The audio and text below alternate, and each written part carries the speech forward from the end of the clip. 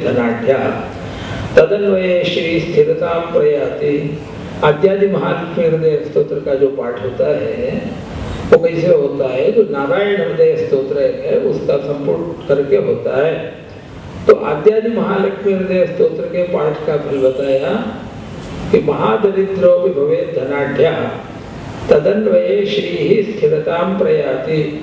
महादरिद्र भी होगा तो धन से समृद्ध हो जाएगा, उसके वंश में स्थिर रूप से श्री रहेगी।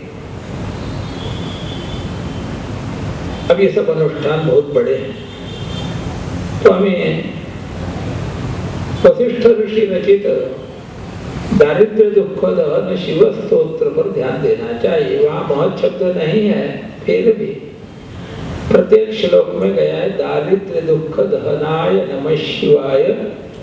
8 श्लोक में गया है, 8 श्लोक तक स्तुति है और बाद में फलश्रुति है। मुझे ऐसा लगता है कि वशिष्ठ ऋषि ने सामान्य जनों पर कृपा करके स्वयं भगवान का एक दारिद्र्य दुख दहन शिव स्तोत्र की रचना की कि जिसके पाठ से लोग इस दरिद्रता से छूटे। तो दारिद्र्य दुख दहन शिव स्तोत्र का प्रतिदिन यदि 11 बार 11 बार पाठ यदि होगा तो हम दरिद्रता से छूट सकते हैं। अभी महादारिद्र्य निवारण के लिए क्या क्या होता है इसका अनुसंधान चल रहा है, अभी मिला नहीं। एक आद्यादि महालक्ष्मी हृदय मिला, लेकिन उसका अनुष्ठान सर्वसाधारण के शक्ति के बाहर है। लेकिन दारिद्र्य दुख दहन शिव स्तोत्र का पाठ तो संभव है, तो हम लोगों को इस पर भी ध्यान देना चाहिए। आज काल समय की क्या मांग है? तो समय की मांग 2 है, एक राष्ट्र की सुरक्षा हो और दूसरा अपना जो घर की स्थिति है वो भी ठीक रहे। तो दोनों दृष्टि से आद्यादि महालक्ष्मी हृदय का जो अनुष्ठान है वो भी कार्यकर है और भगवान शिव का जो अनुष्ठान है वो भी कारगर है। इसीलिए कच्ची शंकराचार्य चंद्रशेखरेंद्र स्वामी जी महाराज अपने काल में तत्व स्थानों में अतिरुद्र यज्ञ कराते थे। तो भगवान शिव की जो आराधना है वो शीघ्र फलदायिनी है, इसलिए मृत्युंजय का जो अनुष्ठान है वो अपने जगह महत्व रखता है। इसी प्रकार राम जी की जो उपासना है वो भी इस कलियुग में सफल होने वाली है। ये मेरुतंत्र में बतलाया है और वहाँ ब्राह्मण किस मंत्र को राम मंत्र बोले, क्षत्रिय किस राम मंत्र बोले और वैश्य किस राम मंत्र बोले और शूद्र किस राम मंत्र बोले, ये कहा है।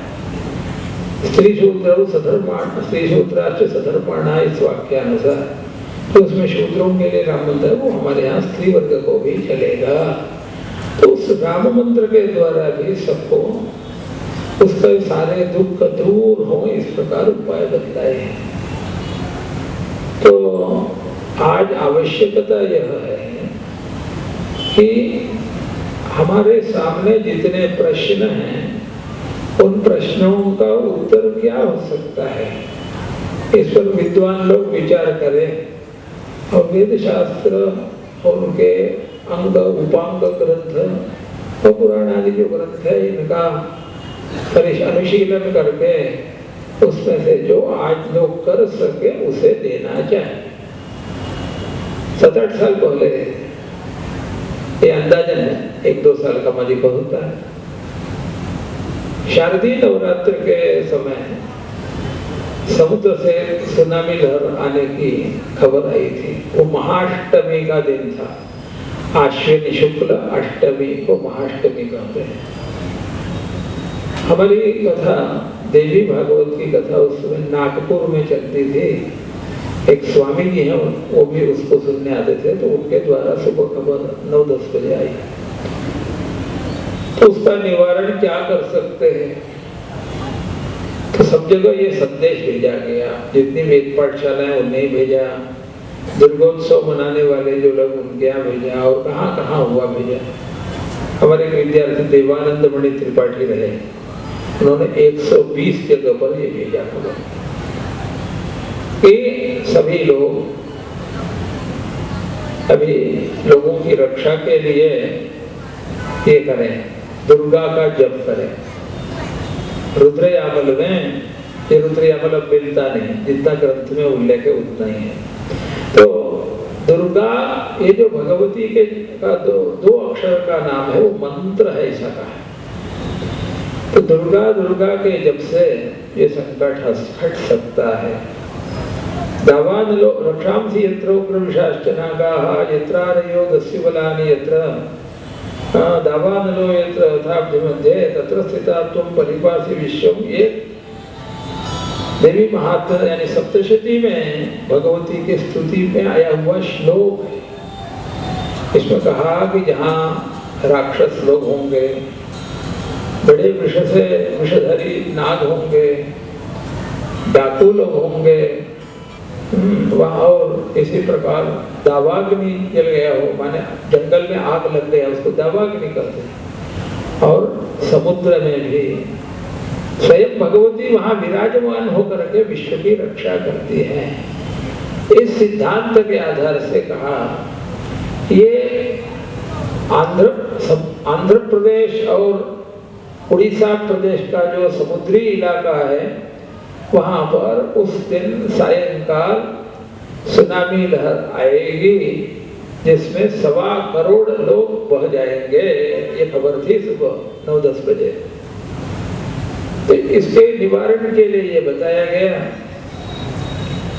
सूरत में, इसी सूरत में लोगों ने 1 लाख भगवती को दीपदान किया, यानी भगवती के सामने 1 लाख दिए जलाए और जगह जगह दुर्गा का जप किया लोगों ने 1-1 घंटा बैठकर स्नान करके शुद्ध हो गए। इसका फल क्या हुआ?